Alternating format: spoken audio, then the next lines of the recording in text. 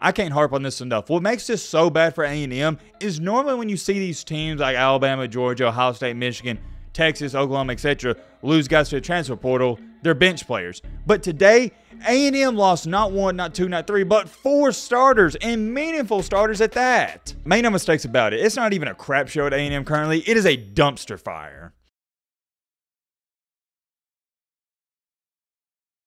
On today's newest installment and episode of Who is the Biggest Loser of the Transfer Portal, we have no other than drumroll, please. Well, I don't even know why I said that because I don't have a drum roll. It's Texas A&M. I guess I could have beat the table a little like that, but whatever. It's Texas A&M. Yesterday, we all know, it was definitely Ohio State. For those of you that don't know, yesterday, Ohio State, it was brutal. They lost 12 players to the transfer portal. 12 in 24 hours. Not a good look, and normally we see a lot of bench players leave, but they had about 4 or 5 guys that played a lot leave. You just don't see that every day, but today, the new biggest loser is A&M, and we got a lot to talk about. Within the span of a couple of hours, A&M lost 5 players. 4 of those are from the legendary recruiting class in 2022. And guess what? This is the biggest and worst news out of them all. They lost the former #1 overall recruit in the nation. And this former #1 overall recruit, he can play. He's going to be an immediate impact type of player, and he's currently ranked as the #1 player in the transfer portal. But what's even worse about all of this, A&M lost another key defensive lineman who played a lot, and another great offensive lineman. And you could argue and say that A&M's a bigger loser than Ohio State, even though they didn't lose 12 players in 24 hours, just because of the caliber of the players A&M is losing. I really try my best not to overhype situations. I know some of you might not believe that, but there's no sugarcoating this. This is really bad. We're going to talk all about that, but also we got an update on another 5-star recruit in the portal, and that is no other than Dante Moore. He is one of the most prestigious quarterbacks in all the portal, and it looks like there's 4 teams that are in the front running for him, and we got to take a look at that. Yet again, per usual, it is going to be another jam-packed video. Strap in, buckle up, get you your favorite meal, get your popcorn, get your snack, or get whatever you like to eat when you watch a video, because trust me, I do the same thing. And real quick, hold on. I want to clap it up and give a major shout out to all the new subscribers. As most of you know or may not know, we are trying to hit 310,000 subscribers before January 1st. And we have gained a bunch of new subscribers within the past 24, 48 hours, so quick shout out to y'all. And yeah, there's still a bunch of you watching that aren't subscribing. It's relatively simple. I'm not going to try to pitch you too hard. If you like college football content, I really think you can enjoy being part of this community. If you don't want to subscribe, that's cool too. But all right, Matt, blah, blah, shut the crap out. Now, for a do. Let's get on. All right, so first things first, you know what? We're going to start out with this because I had somebody send this to me on Twitter and ask for my thoughts. And hey, if you ever want me to talk about something in a video, all you got to do is tweet it at me. More times than not, we're going to talk about it. We're only going to spend about 45 seconds on this because it's just a question. It states, who was the most disappointing SEC team this season? You got Arkansas, Tennessee, Florida, and LSU. All great contenders for this argument. But for me personally, I don't even think it's up for debate. I got to go with Arkansas. You got KJ Jefferson, Raheem Rocket Sanders, which is their star running back, and you still couldn't make a bowl game? I get LSU and Tennessee didn't have the season they probably dreamed of, but I didn't think it was all bad. For Arkansas this year, no, it was all bad. As far as it goes for Florida, I told people at the beginning of the year they was going to win 6, 7 games, and that's what happened. So that's why I got Arkansas. That's my reasoning for that. But let me know in the comment section, who do you got on this? Moving along here, though, to our second topic. Before we get into the main topic, what's going on with Dante Moore? For those of you who don't know, this was one of the top recruits in the class of 2022, and he wound up going to UCLA. Somewhat shocked a lot of people, but hey, it is what it is. Everybody thought there was a chance of it working out, and to make a long story short, it did not work out. He didn't have a very good year for him. Started a couple games, and yeah, there was also a couple games where he didn't play good. Like I was saying, though, didn't work out. He enters the portal, and it's now being stated that, check this out, Miami, Michigan, Ohio State, and Oregon, they're the front runners. I could be wrong on this, but off the top of my head, I believe, if I'm not mistaken, Dante Moore, he has ties to Detroit, Michigan, right? That's where he's from. I'm 95% sure on that, but if I'm wrong, I do apologize. So if you're wondering how Michigan is in the mix of things, that's why. Miami is self-explanatory. They can pay any kid right now $2, $3, $4 million. But for me personally, if I was in his shoes, my top 2 out of these 4 teams would definitely be Ohio State and Oregon. Ohio State and Oregon, they're in similar situations. They need a quarterback next year. They're also going to be more than likely preseason top 10 teams.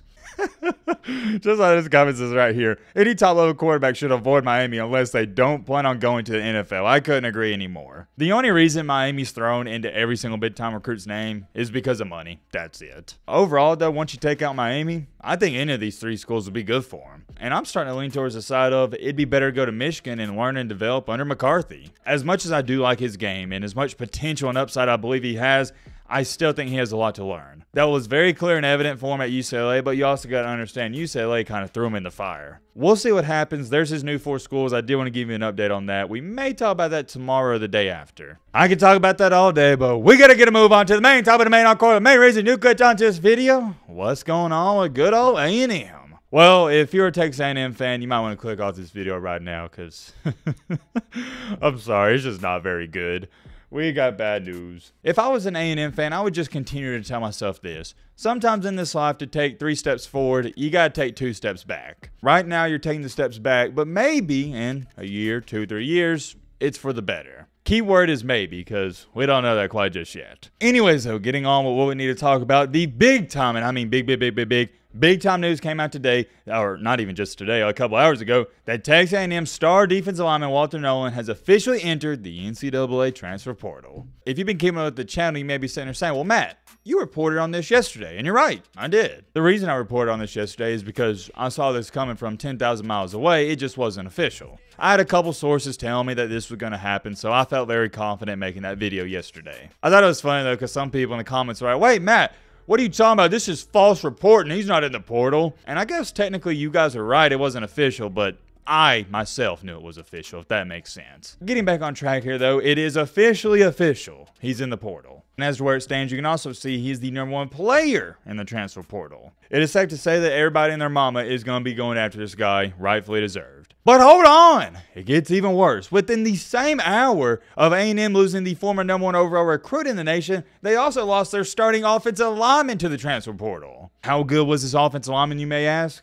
He was named to the freshman All-American team in the SEC, the best conference in the nation. Yeah, it is safe to say that's a detrimental loss. But hold on! If that wasn't enough for you, there's more. Also, within the same hour, you can't make this up, they lost another defensive lineman that goes by the name of Fadil Diggs, and he, guess what, had 4 sacks and 36 tackles in 2023. Diggs was also a starter for this team the past 2 years. And if that wasn't enough for you, you got 3 starters leaving. There was another. This one was earlier this morning, but Texas A&M's tight end Jake Johnson, who is the brother to Max Johnson, he entered the portal. For those of you that don't know, Jake Johnson was a heck of a recruit. He was the #2 overall tight end in the class of 2022. I can't harp on this enough. What makes this so bad for A&M is normally when you see these teams like Alabama, Georgia, Ohio State, Michigan, Texas, Oklahoma, etc. lose guys to the transfer portal, they're bench players. But today, A&M lost not 1, not 2, not 3, but 4 starters, and meaningful starters at that. Make no mistakes about it. It's not even a crap show at A&M currently. It is a dumpster fire.